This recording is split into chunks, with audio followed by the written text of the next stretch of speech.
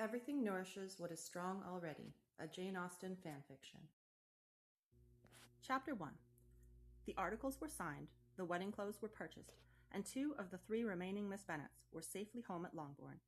Kitty remained in town with her sister Mrs. Bingley, ostensibly to assist in safeguarding and packing Lizzie's things as they arrived from the dressmaker's, although if she hoped to wring the last bit of enjoyment out of London, nobody would much blame her. She had discovered the value of prudence during the past year, and was certain to behave herself. In any case, 3 weeks hence, Mr. Bingley, Mrs. Bingley, the gardeners, Kitty, and clothing would all come down together in a final preparation for the marriage of Miss Elizabeth Bennet to Fitzwilliam Darcy of Pemberley. Due to certain family connections on the gentleman's side, it was the nearest thing to an aristocratic wedding that the humble parish of Meryton had seen in a century. "I do not understand it, Lizzie," cried Mrs. Bennet to her daughter. "Mr. Darcy is the grandson and the nephew of a lord. To be married by special license should be such a simple matter. Even Sir William can be married by special license, and he is but a knight." "Mamma, Sir William was not married by special license. He was knighted after his marriage." "Yes, I know, but he could have one now. If Lady Lucas should die and he remarry, he would certainly procure a special license. It seems very hard that my own daughter, marrying into nobility, should only have a common license." Elizabeth did not attempt to repeat the explanation that she was not, in fact, marrying into the nobility, and that despite Mr. Darcy's late grandfather, his uncle, and his cousins, he was still but a private gentleman. Further contradiction would only aggravate her mother's querulous temper, and so she let her talk on uninterrupted. Truthfully, without the matter of the special license, Mrs. Bennet was in some danger of running out of subjects of complaint. Such a wholly new state of affairs ought to be entered into gradually. The revolution at home over the past several months had been profound. From a lively and constantly busy family of 5 young daughters, with no provision for the future, no home in the event of their father's death, no training or education to support themselves independently, fitted only to be gentlewomen, but without any permanent means to remain so, the house had undergone an abrupt and prosperous exodus. Poor Lydia was married, and for the time being still happy to be so. Jane was established as mistress of Netherfield, and Elizabeth's wildly fortuitous match had cemented the security of her 2 unmarried sisters. The great banquet of legitimate vexation had been cleared away, leaving only bones to pick over. It was all the same to Mrs. Bennet, however, who only wanted a familiar occupation. The morning post arrived. "By the by, Lizzie," Mrs. Bennet remarked, opening a letter from her sister-in-law, "I could never understand from my brother Gardiner exactly what the terms of your marriage articles are, and Mr. Bennet does not tell me anything. You must copy them down and explain them to me." "Certainly, mamma," Elizabeth replied, without at all listening to her. She snatched up an envelope addressed to herself, which was written in a familiar, precisely swooping hand, and excused herself from the room. Winter at Longbourn had always been a trying affair. Debarred by the season from the outdoors and its freedom, there were few places to escape Mrs. Bennet's alternating worries, trivial exultations, and gossip, and with so few of the family at home, much more of it fell to Elizabeth's share than she was used to. Fortunately, she had discovered the usefulness of her sister Kitty's room as a refuge, as no one ever thought to look for her there. She settled into a chair with her envelope addressed from Pemberley. Darcy must have written it the very evening that he and his sister Georgiana returned from town, where they had parted only 4 days ago. It was alternately sweet and frustrating to be in his company in London, always wanting to see him and speak to him, whilst at the same time wishing him away, safely out of the reach of her mother, who was sure to be offending against propriety at almost every moment. He had tolerated it all most admirably, of course. However, until she was his wife, letters had the advantage, and each letter, in addition to the pleasure of being from himself, brought the gratifying conviction of a manner increasingly unbending toward her own sense of play, though never quite abandoning the quiet seriousness which formed such a central part of his own character, and her ever-deepening sense of his worth. She unfolded the envelope and exclaimed unhappily. Here was but a brief note, scarcely filling half the page, and the paper folded inside of it merely a short extract of some kind, 100 words at most. It was an overthrow of the morning she had promised herself, of reading a comfortably long letter from Darcy, and writing one to him in return. What could he have to say to her that was so short? "Dearest Elizabeth, we return to Pemberley this afternoon. Georgiana sends her respects, although you will of course do her the justice to read respects as an increasing sororal love that is still too timid to declare itself. Her regard was won at first by proxy, and was wholly animated by my description of you, but to hear her now, she seems to feel that I hardly did justice to any of your virtues. Indeed, how could I? Although at one time I did try. Many months ago, in the midst of my self-made troubles, I was determined to root out the tendrils of an affection that I feared might soon grow too deep. recalling your words on the subject of romantic attachment, that if it only be a thin or trivial sort of inclination, one good sonnet would starve it away, and trusting that mine still answered this description, I attempted to work a cure according to your plan. I found, however, that the more I strove to purge myself of admiration by describing your attractions or my own feelings regarding them, the more perplexed I became, until at last I could only concede defeat. Whether or not, Elizabeth, I sat down to write this exceedingly short letter with the sole design of raising your curiosity in order to gratify it, I shall not tell you, but neither will I offend your taste nor intelligence with dissembled apologies or affected hesitance. I offer the enclosed freely for what it is, a testament of affection from your devoted Fitzwilliam Darcy. Reason in itself confounded. Ensnared by my own hand, its reckless aim to catalogue away your loveliness, preempted all description of the flame candescent in the hearth-fire of your breast, still brighter and more beautiful a light. It set a heavy, fearful task for me, truth's diligent and faithful anchorite, to reckon with my old theology, and by the inquiry to comprehend why I should feel so troubled by this string caught in your worth, as if its other end were fastened on to some most sacred thing, to puzzle out at last whether this be apostasy or you metonymy. Good heavens, said she. During one of the few precious moments of quiet at the gardener's home on that last evening in town, while most of the family was in another room, she and Darcy had been comfortably debating the relative merits of a certain poet whose works had been left open on the table. They had been interrupted by the arrival of the others before she had a chance to tease him about their long-ago conversation regarding poetry and love. His thoughts must have turned that way even so. That he could have written such things, that he could have felt and expressed himself so, having no earthly idea at the time how much she was prejudiced against him, nay, bitterly disliked him. The very idea brought back in vivid detail the first time Darcy had requested the honor of her hand, or, more accurately, offered to marry her against his own better judgment. His haughtiness and his security, his subsequent astonishment at her spirited rejection, and the litany of accusations with which she then upbraided him, some of them justified and some of them mistaken, struck her so forcibly with absurd incongruence that she burst into laughter. Fearing to draw the tension to her hiding place, she threw a hand over her mouth and flew to her own room, where she indulged in a prolonged fit of merriment that turned gradually into weeping, and was followed by a sincere outpouring of gratitude that, despite their initial difficulties, they had come to understand each other at last. After she had reasoned herself into a calmer frame of mind, she read both the letter and the sonnet again, determined to possess their contents by heart. During this second reading, the title of the piece caught her attention as something familiar. Try as she might, she could not recall where she had read the words before, so locking the papers in her writing desk, she sought out the person most likely to assist her. The door was open, and her youngest sister sat at her writing table, copying out fragments of text into a notebook. "Mary," said Elizabeth. Reason in itself confounded. Mary looked up and blinked, not at Elizabeth, but toward the ceiling, concentrating. She then turned back toward her writing. "The Phoenix and the Turtle, Shakespeare." "Ha!" Elizabeth cried. "Thank you."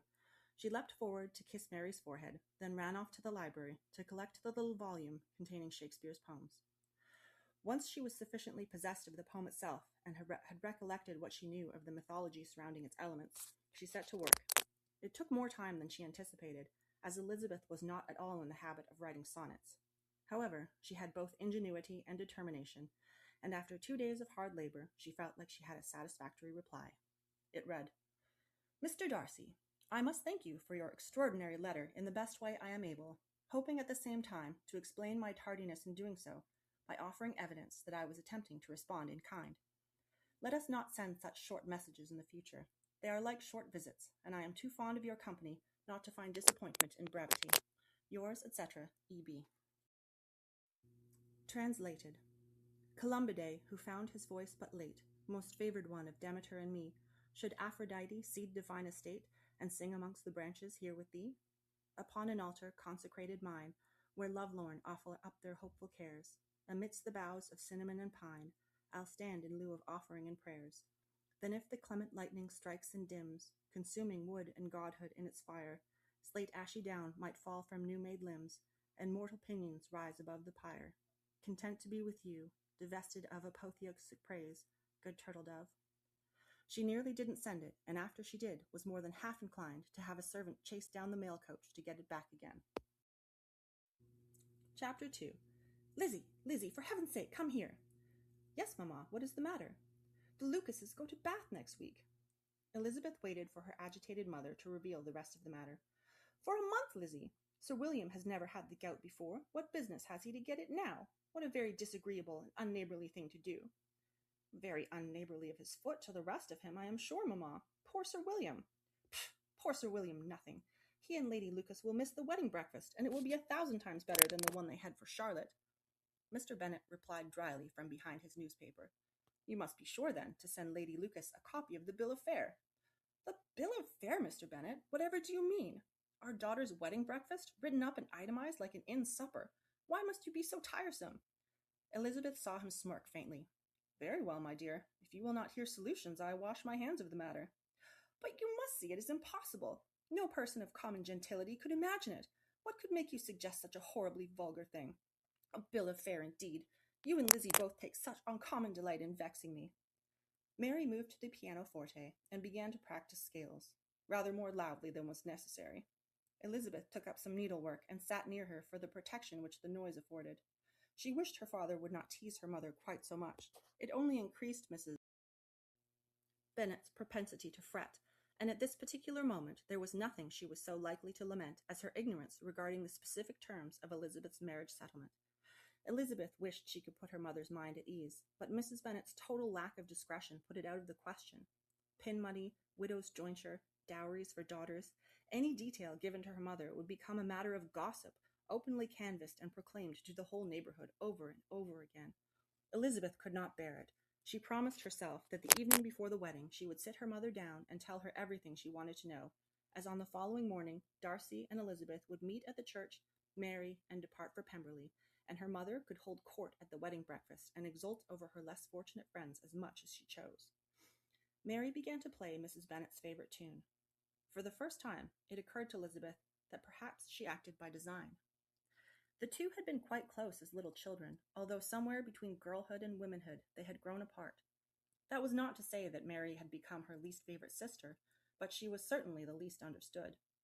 Mary had seemed to grow from a rather strange and grave, sweet sort of girl into an exceedingly prim young lady whose only delight was in demonstrating her knowledge and accomplishments, but who lacked the social understanding to do so gracefully.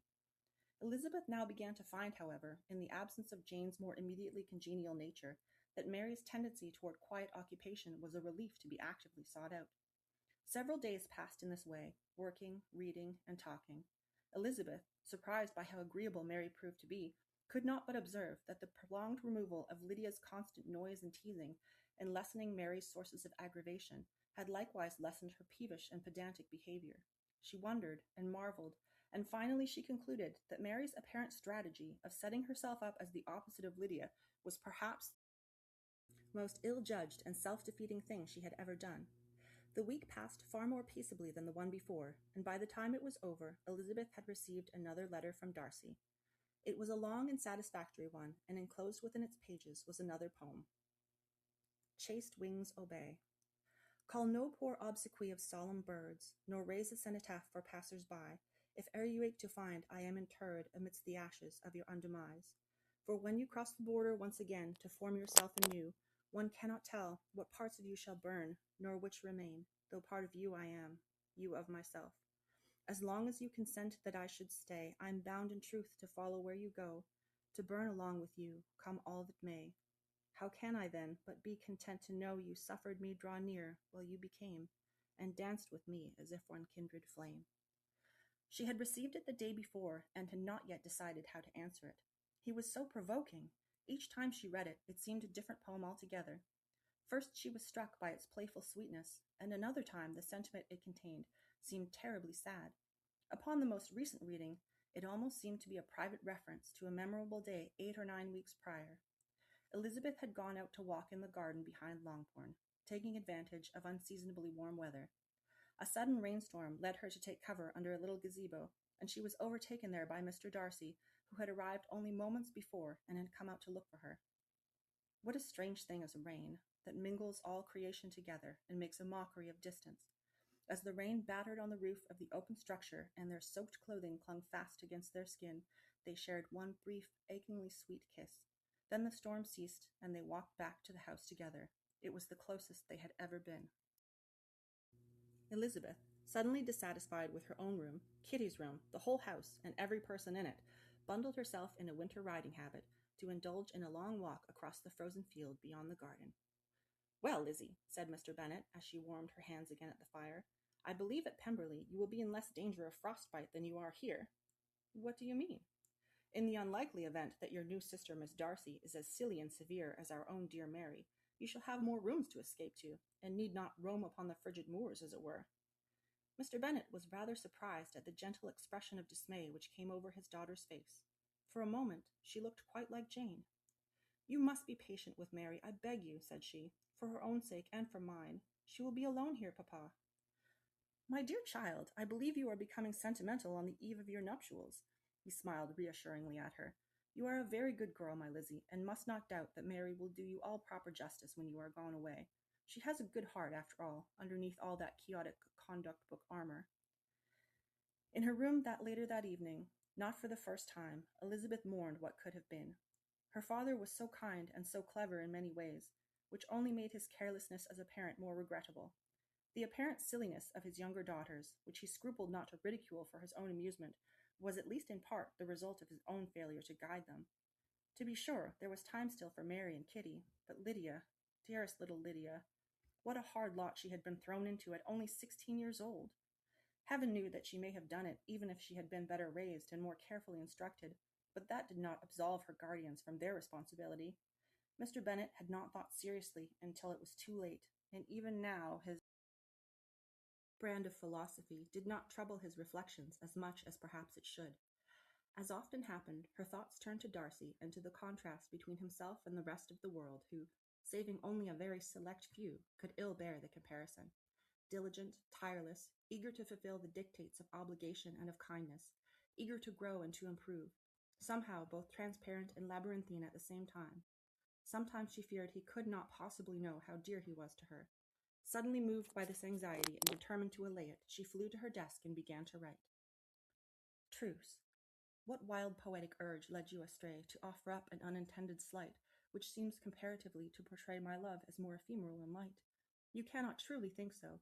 Don't forsake a conscientious rectitude to bend from simple honesty, nor worse yet make the spectre of your ashes lovely, when the fire would kill my heart to be their urn, their crucible to test one final truth, that sweetest melodies are those unheard, resolved within the burden of your proof. God knows, if so, you would be sweeter yet, if sweet the world could taste while desolate." A short time afterward, her father came to the door. She smiled, but he could observe the faint remains of tears. "I wish to apologize to you, Lizzie," said he. He sat in a chair at the other side of the room. "I do care for you all, you know, very much. It is far too late in the day for me to amend my habits altogether, but I shall promise you that as often as I tease your mother or any of your sisters still at home, I will be sure to spend an equal portion of time reflecting on their better qualities and on my happiest moments with them. I hope this will satisfy you, my child, as it is the utmost that I can with honesty commit to." Elizabeth went to him and embraced him about his neck. "Thank you, sir. You are very, very good." "I am no such thing, silly girl. Do not sacrifice your veracity on the altar of sentimentality." "Of course, papa." Chapter 3. As it happened, Lady Lucas did not accompany her husband to his humble lodgings in Bath. She instead travelled by post into Kent to attend her daughter Charlotte Collins, who, though disclaiming any real cause for concern, had begun to show minor signs of difficulty before her expected confinement. Mr. Collins had sent a very calm and solemn letter to Mr. Williams, detailing all the fears and the advice of his patroness Lady Catherine de Bourgh, along with several cheering anecdotes of Mrs. and Lady Such-a-one who had died after not following Lady Catherine's suggestions. These developments, aside from raising real concern for her friend, did not at all improve the thoughtful and serious turn that Elizabeth's mind had recently taken. She sought out Mary once again, and found her toiling away over sheets of music theory. "In scarcely a week I shall be gone away," said Lizzie. Mary assented with a quiet hum, still deep in her work. "Kitty will visit me often, I am sure. Should you wish to come as well, or should you—" She hesitated, and Mary looked up. "Should you, perhaps, wish to live at Pemberley?" Mary put away her pencil. "Pemberley? Oh." The charm of being chosen and invited was rather a new one to Mary. However, the spell lasted but a moment. "No, No, I don't believe I should like it. Home is not perfect, but it is home. She looked around at her own familiar little room. This is home. They sat companionably for a while Elizabeth chatted about Pemberley, about Longbourn, and about Mary's very great dislike of long carriage rides. She then left her to her studies. Mary called to her as she went through the door. Thank you, Lizzie, truly.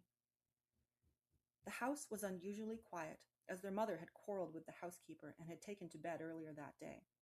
Elizabeth now wandered mournfully in the solitude, tracing her fingers along the various beloved bits of cornice, fringe, and beam, reflecting on the young women of her own circle, who within the last 12-month had resigned the relative liberty and the personal security of maidenhood.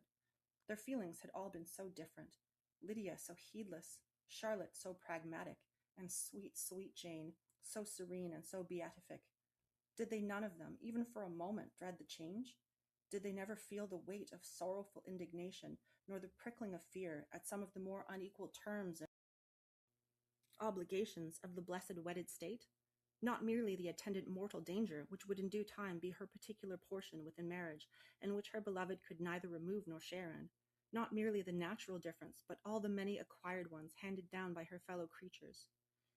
Elizabeth had, in her own life, been as little troubled by the spectre of inequity as a person of shrewd observation and keen justice could possibly be. Her high spirits, her courage, her lively sense of humor, and her relative good fortune had protected her from a good deal of discontent. However, from time to time she must reflect and consider, for to feel that she was placed on this earth to grow and to unfold her own faculties, a rational and immortally souled being like anyone else, was a jarring prospect when contrasted against the realities of a social compact that would attempt by diktat to assign a sex or an income or a station to human virtue. She had rarely felt the need to dwell at length on the subject. She had not, after all, ever asked to be born into this world.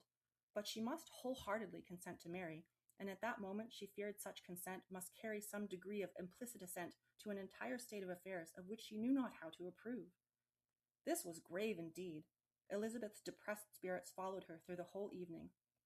When the family had retired and the maid was excused to her own rest, Elizabeth climbed into Mrs. Bennet's bed and curled up under her mother's arm. How does one get married at all? How does a woman make such a leap? Mrs. Bennet, though drowsy, roused herself to look at her daughter. Not yet entirely awake, she said, Is this about the pin money, Lizzie? Indeed, it is not about any of the marriage articles, mamma. Mr. Darcy has put injustice out of his power, although there is no man on earth upon whose justice and kindness I would rely more. Mrs. Bennet stroked her daughter's hair. After a long period of silence, she said, I remember when you were a little girl. Such a saucy thing. One day the nurse was ill, along with Jane and Mary, so I took you for a long walk to tire you out. We had got nearly as far as the turnstile when a strange gentleman came riding down the road. His management of his horse did not please your fancy, and you told him so. He gave you a cross answer, and you spoke back to him again. The horse and the gentleman towered above you so, and you looked right up at them. You would neither of you give up the argument, so I dragged you away. Mrs. Bennet smiled. I was very angry with you, but once you had grown a little and had learned better manners, I could only look back and think what a valiant little creature you were. She rested her chin gently on top of Elizabeth's head, her voice low and sleepy. The future only frightens us because we're not there yet. You're very strong, my Lizzie. No matter where you are, you will make the best of it. That night, Elizabeth dreamed of Pemberley. She awoke in more cheerful spirits and counted the number of days until Darcy would arrive. So few of them remained that the letter which came in the morning post was the last he could send before he was there himself. In its pages, he confessed a belief that the whole house of Pemberley, from his sister and her companion Mrs. Annesley, to Mrs. Reynolds the housekeeper and Mr. Sedley the solicitor, to the very footmen and maids, must be looking forward to her arrival as the restoration of Mr. Darcy as much as the installment of Mrs. Darcy. He had become increasingly absent over the past week or fortnight, and had more than once given an answer only to find that he had wholly mistaken the question. Within his letter was a little square of paper, very intricately folded.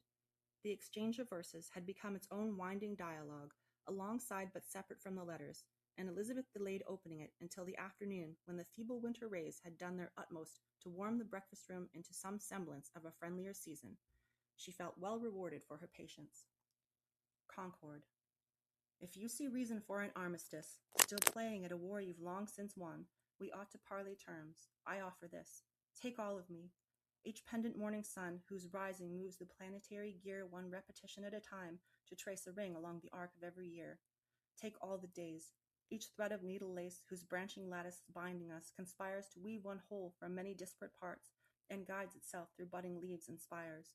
Beloved, take it, add it to your heart, that sweet and vexing promise which you bring, like some mercurial harbinger of spring. The very next day her own party arrived from London. Jane and Mr. Bingley, the gardeners and their children, Kitty and the great matter of the packages, all crammed into a pair of carriages and sprung open upon Longbourn in a whirl of happy noise that would satisfy even Lydia. All was merry, and all was secure, and all the various instances of matrimony in its many stages put on their most concordant and shining faces, from the new bride and groom to the matron and man with their busy lives and bustling concerns, to the rejoicing parents of grown children who had begun to enter into their own lifelong careers. Elizabeth revelled in it all, but did not need it to buoy her spirits. She was home in this moment. She was home, and was going home, to the green shades of Pemberley. The end.